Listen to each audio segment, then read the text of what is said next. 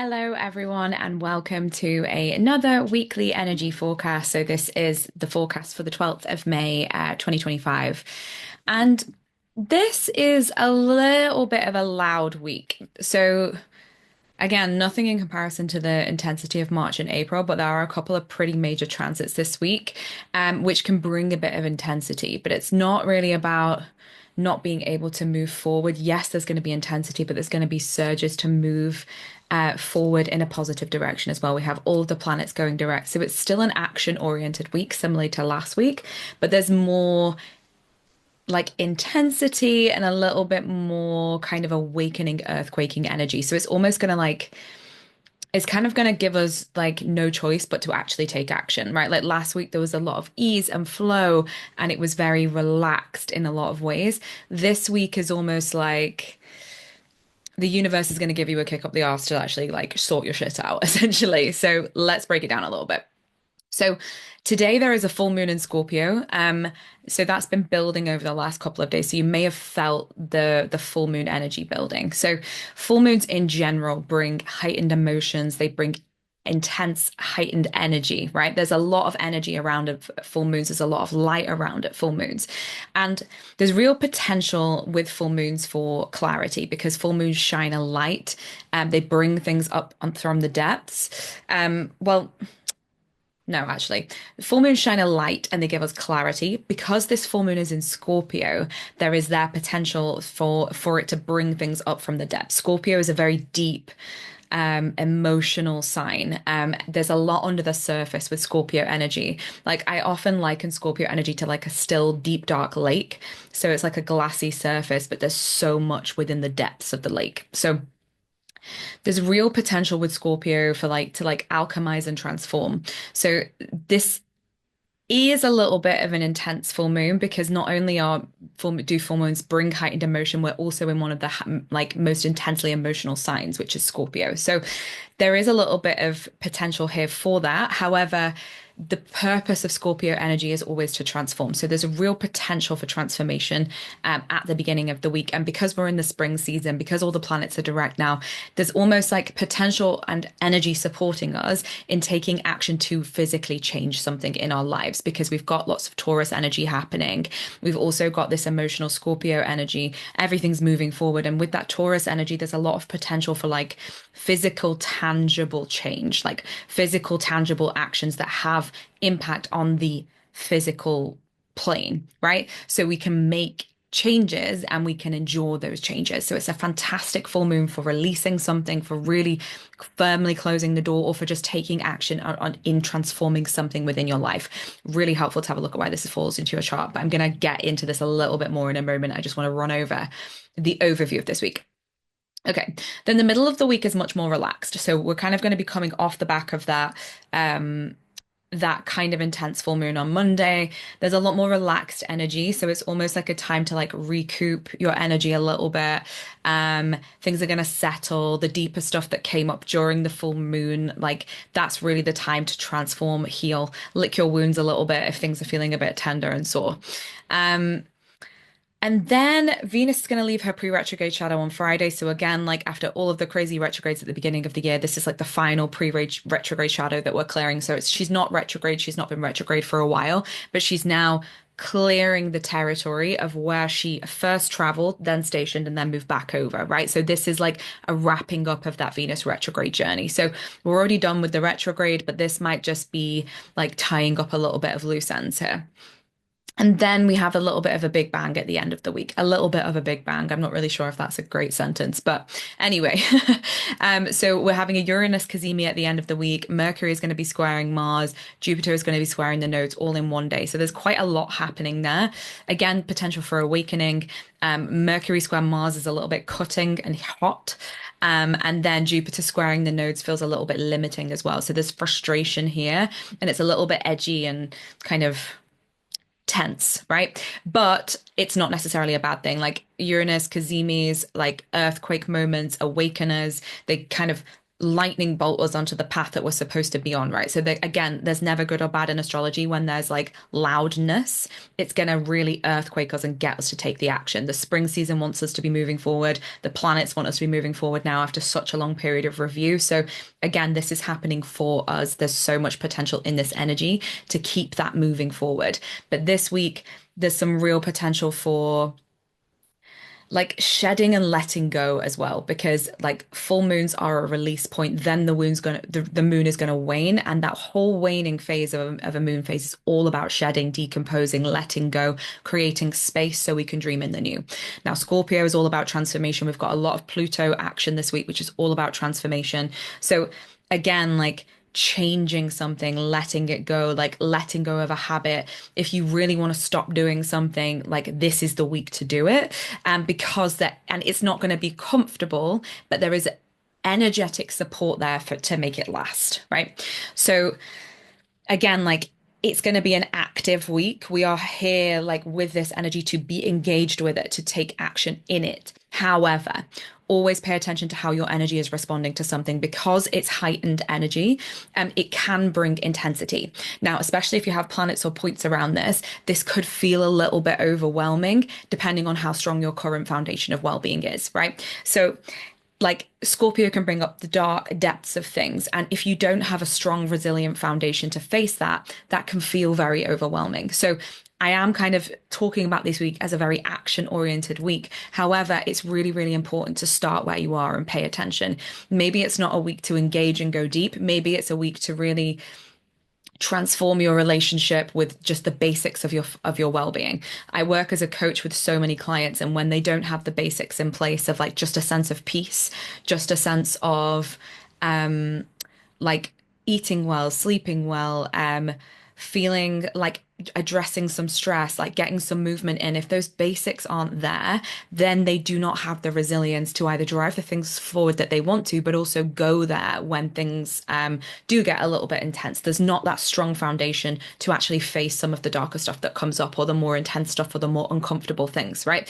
So just really be mindful of where you are. This is an active week where we'll be looking to be engaged and we're looking to be transforming, but we don't have to go to the deep, dark depths of our soul. We can just look at transforming some stuff on the surface level of life, like your relationship to just feeling peaceful, or your relationship to just accepting where you are currently, right? So again, like pay attention to the resources you have, pay attention to how you feel, because that is going to be the measure of how you navigate this coming week. Great. Okay. So I think that's enough on the intro. That was a lot to kind of mention there. But so on Monday, the 12th of May, we have the full moon in Scorpio, and this is happening at 26 degrees of Scorpio. Now, if you have any planets or points around 26 degrees of the fixed signs, that's Taurus, that's Leo, that's Scorpio, and that's Aquarius, then you are going to be feeling this more personally. So have a little look at where this is falling in your chart, what house it's falling in your chart, where Scorpio sits in your chart, because this is going to give you an indication of where this full moon is maybe heightening emotion for you and bringing things up to the surface, or there is also potential for transformation in your life. So this is a deep, emotionally invigorating, transformative and alchemical energy. Full moons, again, they bring heightened emotions anyway, and then Scorpio is literally intense emotions. So this full moon is also opposing Uranus at 26 degrees of Taurus. So so the full moon is at 22 degrees. It's opposing Uranus at 26 degrees. So it's a little bit of a wide opposition. However, it is still active. So Uranus here, like activating this full moon, Uranus like is like lightning bolts. It's like earthquakes. It's like Uranus has the potential to really break ground, break through, right? It awakens us, it helps us to see things. The full moons shine a light on things, right? So they're like Scorpio energy can be quite dark and secretive. It can be deeply emotional and broody and quite like sometimes holding things beneath the surface. However, it is also ruled by Mars, so sometimes those emotions can like burst out and kind of cut a little bit as well. So this feels a little bit revealing, because Uranus is going to give us the breakthroughs. The full moon shining a light on what is generally quite a secretive and dark sign that kind of likes to stay in the dark depths. So a full moon in this sign, it can be it can be great for getting to the core of something to help us understand what is there. It might feel a little bit vulnerable though, because it's kind of shining a light where you wouldn't usually. So the thing is with this though is once we have awareness, once we have cognitive awareness and understanding of things, when we really see something for what it is, that's when we can actually change and transform it. That's when we have consciousness around it, and then we can consciously take steps to change whatever is unconscious, right? So this is a really, really incredible opportunity to really change something. Um, the moon is in its fall in Scorpio. I think it's more due to that like Martian like cutting quality. Even though it is a water sign and the moon is at home in water signs to an extent, the moon is a watery luminary. Um, that Martian hot kind of harshness to Scorpio, that's really where the moon doesn't do so well. So there can be this moody, broody, cutting quality to the emotionality of Scorpio energy. It can be, it can get to the depths. It's willing to go into that darkness. So again, like it's because the moon's in its fall, it could just be a little bit icky and uncomfortable, but it's so helpful if we really, really make the most of it. Um, and then on the same day, we have Mercury in Taurus squaring Pluto in Aquarius. So, Mercury, the planet of the mind, the planet of communication, Pluto, the planet of transformation. Pluto is the modern ruler of Scorpio. So, they're very, very similar energies in the sense of like they're very alchemical, they have potential to transform, right? So, there really is like this transformative quality to this square, and then it happening on the same day of the Scorpio new moon. They're kind of running along similar themes. And also because Pluto is in Aquarius, Uranus is the modern ruler of Aquarius. So there's a lot of like almost like mutual reception happening here. So again, this can be deep transformative conversations because Mercury is involved in this transformation process, then like verbalizing what it is that needs to change, having those conversations, going deep with somebody if you can and if you feel comfortable and if you have the foundation to do so. This is like excavating, it's getting to the depths of things. It's highlighting again that awakening potent quality to this full moon. So potential for real like understanding, potential for breakthroughs, potential for really changing something for the better for the long term. This is a very, very important time to stay grounded though. Like the emotional intensity can be running high. So when the emotional intensity is heightened, if we can stay grounded and centered and as peaceful as we can, this will help us navigate this period of time. So um it like because there's that potential for that dark, overwhelming quality, just staying grounded, connected with your body, and really making sure again that you have that strong foundation, that you are really taking care of yourself, your physical vessel, that will enable you to move through this time with a lot more ease. Um, Great. Okay. And just be kind and gentle with yourself because this could get a little bit tender and a little bit uncomfortable. Um, Great. So then the rest of the week is pretty chill until we get to 16th of May, a nice like little friendly transit happening then. So the sun in Taurus is just going to sextile the North Node in Pisces. So this illuminates a supportive path forward, right? The sun shines a light, it kind of illuminates, it energizes things. The North Node is all about like traveling in a direction, moving forward. It is about where we're being pushed to grow into, where we're being pushed to focus, right? So it's illuminating a supportive path forward because it's in a sextile. So there's a potential for us to understand like next steps, particularly around that eclipsy area of your chart, which is where Pisces and Virgo Pisces axis is falling. Taurus is grounded and tangible energy. That's where the sun is. Pisces is a dream potential. It's kind of like that space between death and life that we don't really know like where the soul goes or what actually happens within that. So it's kind of this like mystical space where things are conceived, right? So there's real potential with this, I feel like, to like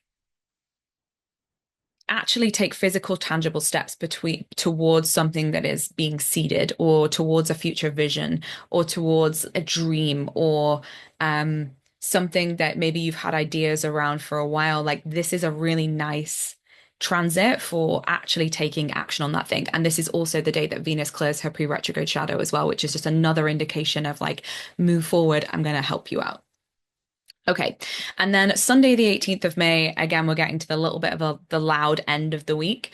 So on the 16th, we've got the Sun in Taurus. Sorry, we've got the Sun in Taurus conjunct Uranus in Taurus. So that's a Uranus Cazimi. That's happening at 27 degrees of Taurus. We also have Mercury in Taurus squaring Mars in Leo. And we have Jupiter in Gemini squaring the North Node. So the Sun in Uranus conjunct the Sun and Uranus conjunct in Taurus. This is awakening. This is earthquakes. This is future oriented. This can be a little bit ungrounded and shaky because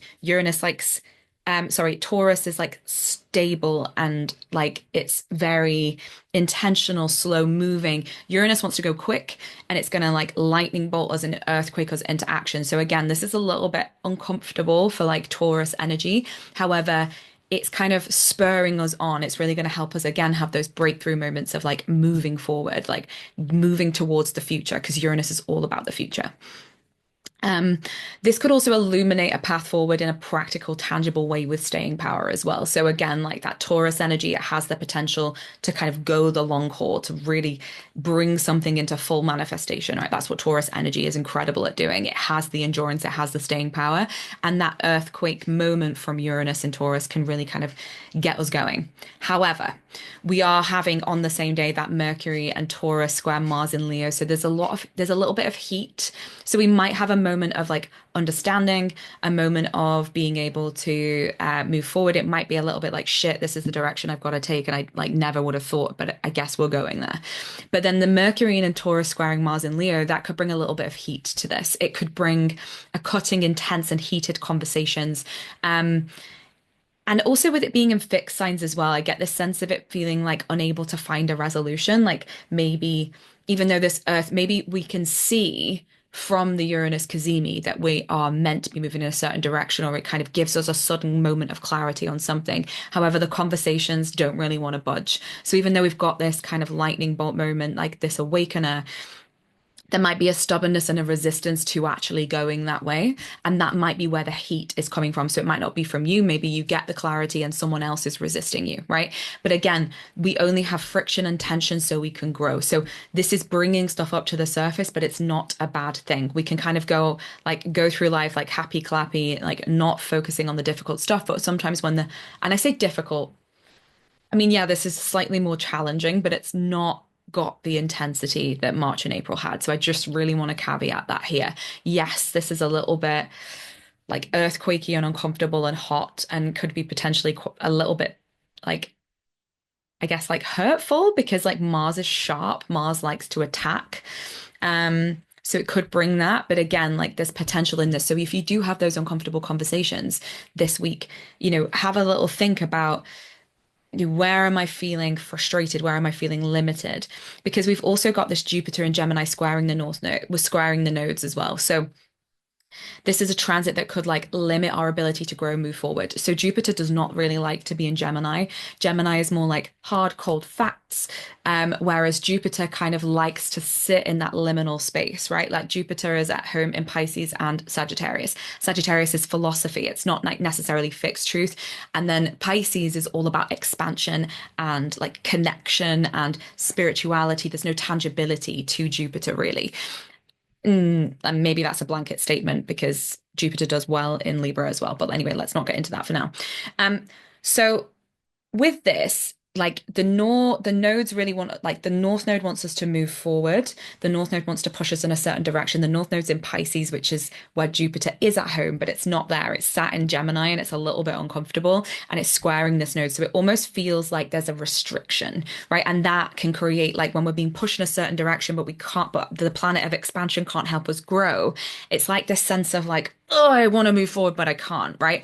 And then there's this heat from this Mercury Mars square, which is like, again, like fixedness, stubbornness, uncomfortable. But then this Sun Uranus conjunction in Taurus wants to kind of move forward and like take action on the future. So again, there's like this real sense of friction on Sunday, but I guess it's like, how can I accept where I am and take the action that is within my like my control or like my ability. So it's like, yes, there are limitations, but it's important to accept those limitations. Like you can't, especially the things you can't change, but this Uranus still wants us to move forward. So what do you have clarity on? Where is the friction happening? And how can we take steps within maybe some of this like restricting, frustrating energy? Because frustration only comes when we're resisting something, right?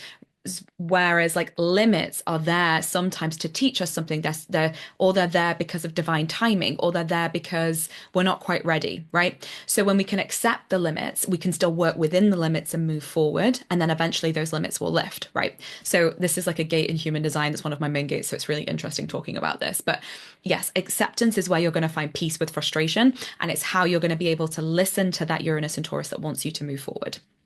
So this is a week where we need to just stay grounded. There is a lot happening.